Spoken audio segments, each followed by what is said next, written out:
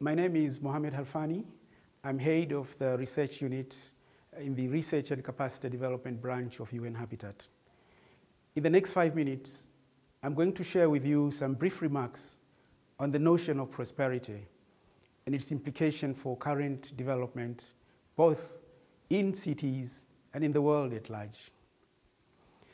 At this turn of the new century, the 21st century, and even the new millennium, cities have become dynamic vectors of growth and development. Current estimates indicate that out of the almost $60 trillion nominal GDP, 80% is generated in cities and urban centers of various sizes. This indicates that the overall global wealth is generated from cities. And when this is taken into account with the fact that over 50% of the global population now resides in cities, it makes cities to be very important vectors, centers of development globally. The aspect of the dominance of cities becoming centers of prosperity, of generating wealth, has influenced even the analysis of understanding development in itself. For a long time, in much of the world, the emphasis has been on addressing how do we overcome difficulties, how do we overcome challenges, how do we overcome poverty. But of late, because of this dynamism of cities, the emphasis has been on how do we harness the power, the energy that is generated from cities. Essentially, there is almost a shift in everyday language from concentrating on problems, adversities, challenges, poverty, if you like, to looking at assets, energy, and looking at prosperity. In this respect, the aspect of prosperity implies the generation of wealth, the increasing capacity for the human species to act in cities. As I've said, it has influenced analysis, it has influenced development policy. At the same time, we do notice that over the last couple of years, there have been a number of protests, there have been a number of riots in different parts of the world, in Europe, in Latin America, in the Middle East, in Africa.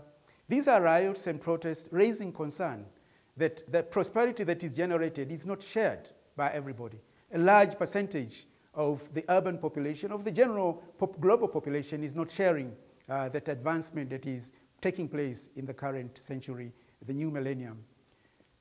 No wonder that the slogan of "we are the 99% has become very popular, that the generation of prosperity is only enjoyed by a few. It is also reckoned that much of the environmental damage, particularly in the nature of greenhouse gases, 80% of it is generated from our cities. At the same time, UN Habitat studies have indicated almost a third of the urban population, almost 1 million people, are now living in squalid conditions called slums. So there is a paradox here. On the one hand, cities are dynamic centers of change, innovation, generating wealth and prosperity. On the other hand, cities are also generating all those adversities and diseconomies. So what is this prosperity? What is this wealth that we are talking about? We do propose that the issue there is not the generation of prosperity itself, which cannot be denied. Rather, it is how we conceive, we conceptualize the notion of prosperity.